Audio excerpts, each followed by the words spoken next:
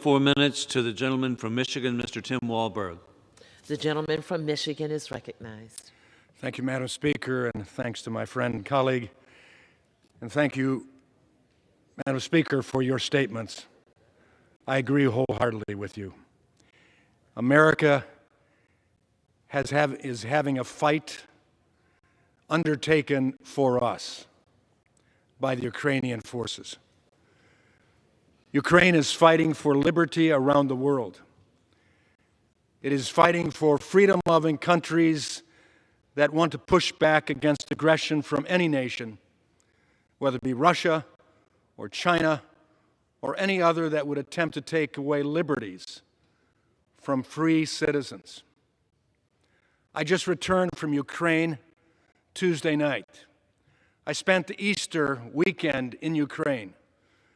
I had the unbelievable privilege of speaking in 2 churches. Urbin, where the city had been impacted by missiles and bombs, homes blown up, lives taken. And a church that had not met since the beginning of the war met on Easter, Resurrection Sunday. And I looked at the faces of the people thinking, how do I speak to them? An American member of Congress who lives freely without nations trying to take our freedom away. And I could only respond to them from the one who gave freedom, his words, Jesus himself.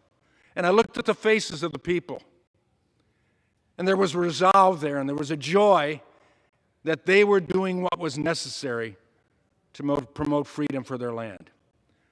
I spoke at another church in Kiev that afternoon. The same viewpoint on the faces of those citizens. And yet a great appreciation for America, for their Western allies, for what we have done thus far to stand with them. They are fighting for us as well as for themselves. But later that afternoon, I went out to Bucha region, and I saw the site of a massive undertaking by Russia to cross the river, to bring their tanks in, to take over Kyiv. And the amazing forces of the citizens themselves fought back. 100 Ukrainian lives were lost, 500 Russian lives.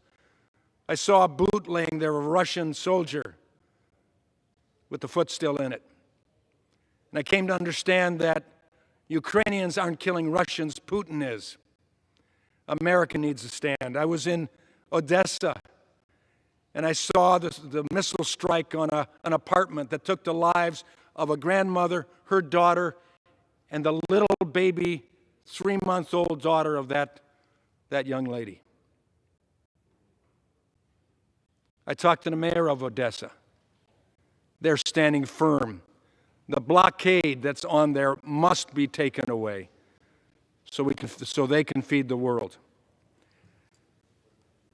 In my pocket, I carry an emblem, military emblem that was given to me at Hostomel Airfield, that the brave forces took on Russia, trying to take that airfield to become a hopping off point for all of their action.